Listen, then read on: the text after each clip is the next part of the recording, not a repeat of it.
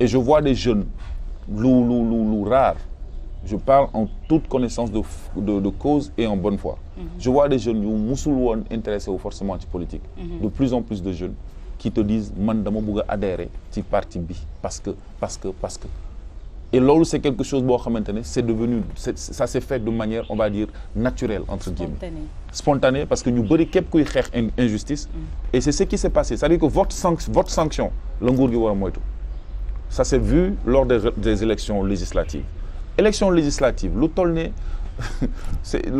pense que c'est un message que nous avons décrypté. Nous avons une élection législative. Liste pouvoir, parti au pouvoir. C'est une liste des suppléants mondiaux. Suppléants, opposition, mais c'est une suppléant face à ñi nga xamantene c'était des titulaires. Ba paré ñu dem presque ñom ñaar ñu tollo presque ay voix.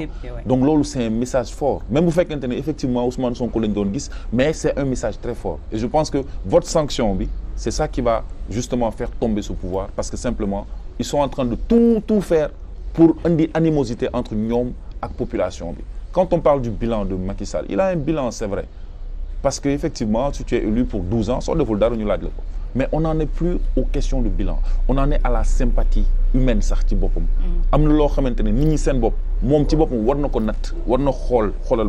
Et je pense que même si lui, on ne lui dit pas ça, Nico entourage, ñom ñoo amul ben espèce d'empathie de sympathie bu nit ñi am ci ñom entourage ce sont des gens qui bo leen gissé ci plateau yi ça me rappelle exactement l'entourage du PS buñ doon dem ci yenn débat yi hautain suffisant amuñu ben genre xam nga nit ñi mënuñu amuñu empathie nit ñi mënuñu identifier wu ci sen bop sénégalais bi mënul xol ben APR man ku nek APR di wax ci télévision bi mu né ki day limi wax man lay waxal et je me sens concerné. Bariwul bokk. Tey ñu dem ba chef de l'État ñu koy caricaturer am tur yi ñu koy collé te autant ci yéen lañ ko doon gis ngeen am noo leen doon defee pour lancer vos messages tey jii c'est le peuple qui s'est accaparé de ça tey jii. C'est le peuple qui s'est accaparé de ça parce que comme je l'ai dit on n'a pas vu l'importance, on n'a pas vu la puissance des réseaux sociaux, on l'a pas vu, on n'a pas senti venir cette vague. Et cette vague-là, chacun devient un média, chacun devient lui-même un média. Cette vague s'est propagée en Afrique. Africanité ngeen di défendre soo xoolee tey Mali nga xool Burkina ce qui se passe Niger entre autres Guinée yooyu yëpp tey jii ñëpp jàpp ne solidarité bi ñu nemmeeku sax ci cette population africaine envers le leader Ousmane Sonko envers le Sénégal tey jii qu'est-ce que ça présage? Bon, des pays comme le Mali, moi j'ai beaucoup fait le Mali, j'ai fait la Guinée, le Burkina Faso. C'est des peuples qui ils sont entre guillemets, parce que le 23 juin, nous avons Assemblée nationale, casse, non, la loi ne passera pas, la loi pour la dévolution monarchique du Dial. Si casse, nous avons dem tal Assemblée nationale ou Burkina Faso. Ça veut dire que nous avons gën a yegg. Tu comprends ce que je veux dire? Ils sont arrivés à un stade où Thomas Sankara dafa am lu mu dugal sen xel. Ñu jógee fofu, tu prends le cas de la Guinée-Conakry. Guinée-Conakry, Ahmed Sékou Touré, c'est un grand panafricaniste, un grand révolutionnaire. Donc momo yar askanam.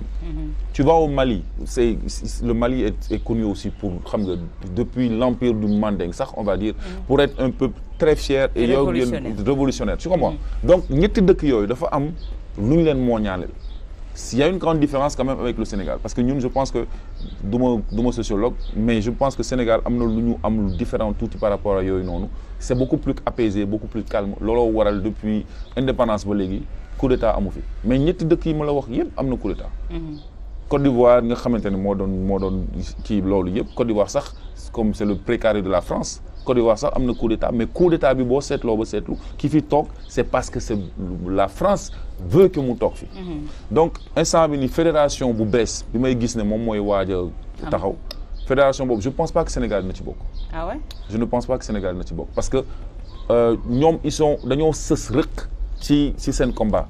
parce que seen dëkk bu déstabilisé woo. mais Sénégal mosuñu woon xalaat ne li xew mars doon na fi am te am na fi. mais quand même est-ce c'est que moins tey vu la révolution surtout jeunes yi engagement bi ñu jël léegi. c'est pas pareil ba léegi ak li xew fële parce que fële da ngay dégg ñu ne la am na attentat au Mali par exemple am na attentat au Burkina Faso par exemple dafa am benn psychose mu créé ci peuple bi ba peuple bi sont persuadés que coow li am foofu yëpp tout le mal qu'il y a c'est en grande partie à cause ou en tout cas implication France mi ngi ci.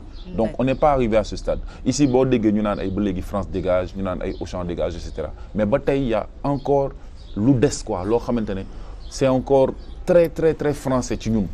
te loolu tant que dindiwuñu ko à 100% je pense que dina am effectivement des xam nga dina am ay rapprochement c'est normal parce que boo seetloo le message bi nga xamante ne moom la dëkk yooyu du ñu envoyé moom mooy lan mun ngeen dem sans la France. te ñii Sénégal fii de plus en plus de personnes réfléchissent comme ça on se dit pourquoi est-ce qu'on est obligé déjà le français lim ñuy def les accords bi ñu signé woon les APE. mais APE c'est presque bokk na ci li rey sunu économie. pourquoi est-ce qu'on ne va pas ñun suñu bopp demal suñu bopp. et je pense que cette manière de penser mi ngi commencer jël son chemin. petit à petit mais pour France jóge fi du benn wax wala ñaari wax de c'est vraiment des actions concrètes. mais si on change de leader. c'est des actions concrètes qui peuvent les enlever. et action bi mi ngi commencer déjà. par ñun il faut que mu commencer ci ñun fu mu commencer sur nos comportements déjà langue yi ñuy wax langue locale yi ñuy wax pourquoi duñ ko gën a mettre en avant. suñu gënee mettre en avant et le consommer exact il faut mu nekk lu réel quoi. faut que ce soit une politique réelle. ñu jeexalee ak li nga xamante ne yaakaaroon nañu ne suñu ne nu mu tudd ci wàllu boddikonte ci wàllu xeet. du am biir Afrique entre africains mais entre ñun ak waa Tugal la mais tey suñu demee ba gis Tunisie. di un pays africain tey jii di ŋàññ ay doomu Afrique. di leen taxé de yenn yi. di wane benn boo di compter ci wàllu xeet bu tax boobu. waa Mali déjà jël nañu seen devant pour jël ay doomu Tunisie delloo leen ci seen réew. mais mu wane ne kon boo di compter ci wàllu xeet wàllu der bu ñuul la ak der bu weex donc. bon yaa ngi fàttaliku il y a quelques années de ça mooy bi migrants yi doon dem Europe. jaar Libye Espagne waaw. ñaata lañ ci tey ñi dee ci désert libyen bi bul xam. yaa ngi gis donc ça veut dire que c'est pas nouveau. mais tey c'est le président tunisien qui a porté la parole. c'est plus grave fa laa jëm ni loolu noonu c'est une chose ça prouve que ni am na fenn ci africains yi am na yenn africains yu considéré wul seen bopp comme étant vraiment des Africains mooy maanaam yenn pays maghrébins ils ont une politique le Maroc pendant des années et des années bëggoon na bokk Union européenne carrément. n'est-ce pas donc am na loo xamante ne moom moo am ba des mooy que ni yenn pays maghrébins yi dañoo xaw a wan ginnaaw Afrique ñun ñi nga xamante ne peut-être que ni voilà on a la possibilité tey jii nii am ay relations diplomatiques ak yenn dëkk yi suñu gisee yenn yi am États-Unis bis bu amee seen dëkk bu amee benn dëkk bu am seen citoyens yi nekk en danger du fanaan si ëllëg si la ñuy yónnee avion ñu jël si leen Sénégal bu fekkente ne toll nañu foofu nañu yónnee avion ñu dem récupérer suñuy ressortissants ñu ñibbisi d'abord avant dara di xew. parce que bu ñu ko defee est-ce que tey mën nañu xaar Sénégal def ni Mali également jël les Tunisiens delloo leen seen réew. bon xam nga ñun suñu président bi ndeysaan moom ay mbiram doo comprendre mais je pense que loolu peut-être c'est une extrémité. mais li am ba des la première des choses le fait de jël Tunisiens yi yóbbu leen seen dëkk ça les protège. bu ñu ko deful dañu leen di rey foofu. ça c'est la première des choses la deuxième des choses c'est d'aller récupérer ñun suñuy ressortissants andi leen suñ ko defulee bis bu ñu fi reyee ay sénégalais lii ñuy bañ moom mooy am bu ñu déggee ne rey nañ fay sénégalais mais xam nga Sénégal du ñu def ci différence entre naaru Tunisie naaru libanais naaru Maroc et cetera. mais je pense que la première des choses mooy bu ñu déggee ne y a vraiment un problème parce que gis naa image ci internet bi mais xaw ma ndax c'est réel xaw ma ndax image yu yàgg la xaw ma ndax Tunisie la. en tout cas am na ay images yu ñu gis sénégalais yi nekk foofu ñoom ñoo ñu mun a jox information bu fekkente ne c'est aussi grave que ça mais sunu ambassade bi ne foofu wala sunu consulat bi ne foofu. na leen protéger na leen protéger nañ leen yóbbu ñu dem foofu ñu jël avion indi leen ñu ñëw ñu bisi ensuite ñu door ñu lijjanti loolu et je pense que l'Union africaine bi Kadhafi doon woote justement c'était justement pour éviter toutes ces choses là pour que qu'on se sente nous-mêmes en tant qu'Africains qu'on sente que am nañu doole pour combattre en tout cas pour faire face à xam nga au nouveau défi de la mondialisation mais là malheureusement on est tout le temps xam nga ci train boo xam ne dañu yee à la remorque comme d'habitude.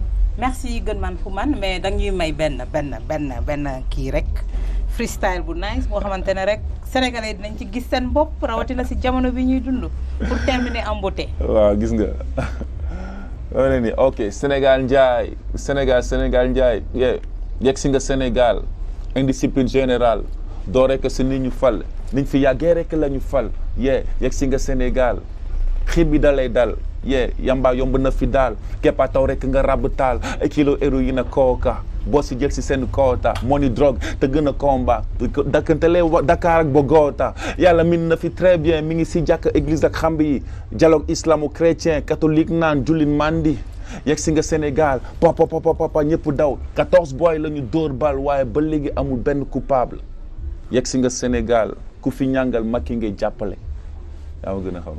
nga ne 3e mandat. non 3e mandat mënu fi am. du fi am na noo ko waxee woon keroog ci marche bi j'ai bien aimé le refrain bi booy yi joxe woon foofu. 3e mandat mënu fi am.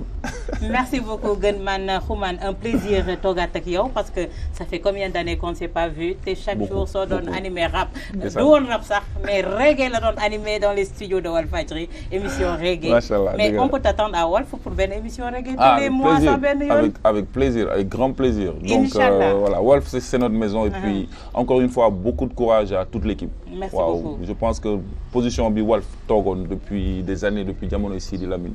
Je pense que su gisaat su ko yàlla mayoon mu mënoon fekkee li ngeen di def tey il sera fier de vous parce que voilà vous portez le flambeau haut et que nguur gi war na xam ne on ne ferme pas une radio wala une télévision pour quelque raison que ce soit. jamono bi ñu nekk nii mënuloo tere presse mu wax li muy war a wax parce que ñi ñu war a lijjanti seen problème ce n'est pas ay Walfadjri et tout ce sont les sites soi-disant sites yi nekk ci réseau yi wala ñu nekk ci internet bi et qui passent leur temps à